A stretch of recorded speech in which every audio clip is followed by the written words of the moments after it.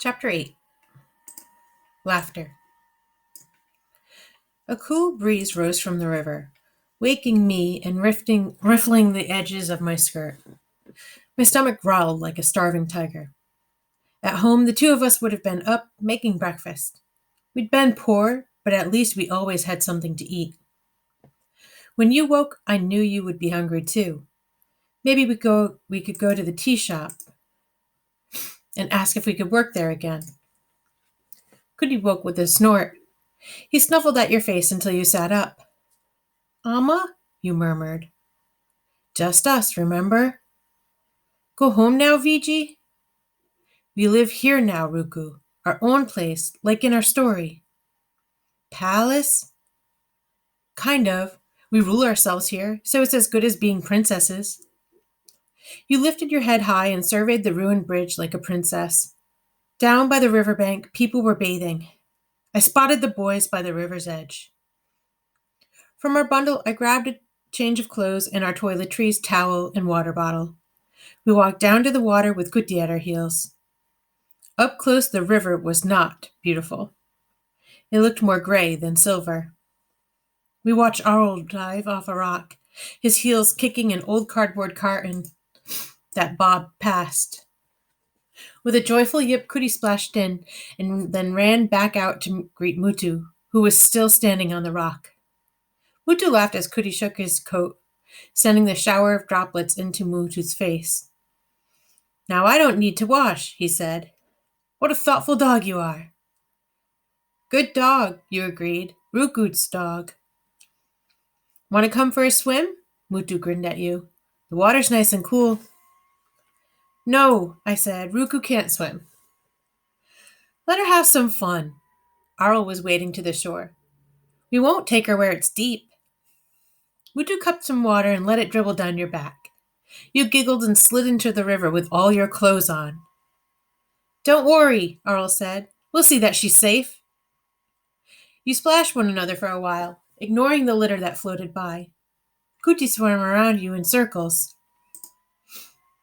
If you hadn't been enjoying yourself so much, I would probably have dragged you out.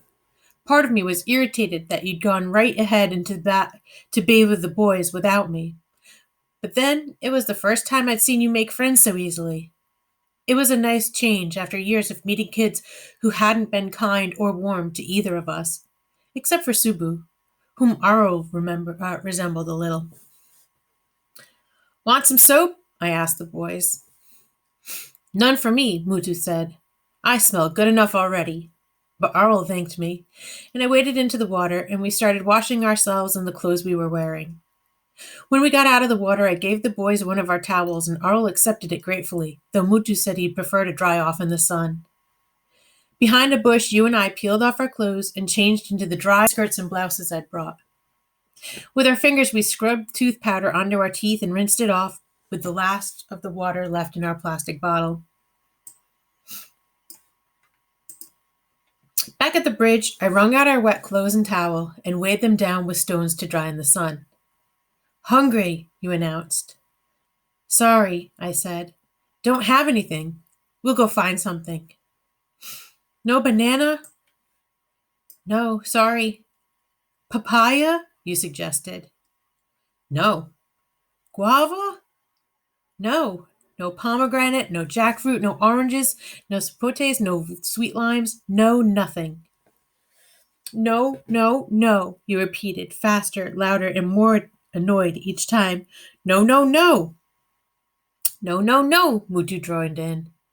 You stopped and stared at him. Let's sing together, Ruku, he said. No, no, no. And Kuti lifted his nose and let out a musical howl. Woo! No, you laughed and clapped your hands. No, no, no. I'd seen you laugh before, but never quite like this. This was the first time you'd broken into a laugh halfway through a tantrum, and the first time you laughed without hiding your mouth behind your hands, as if you were scared to be happy.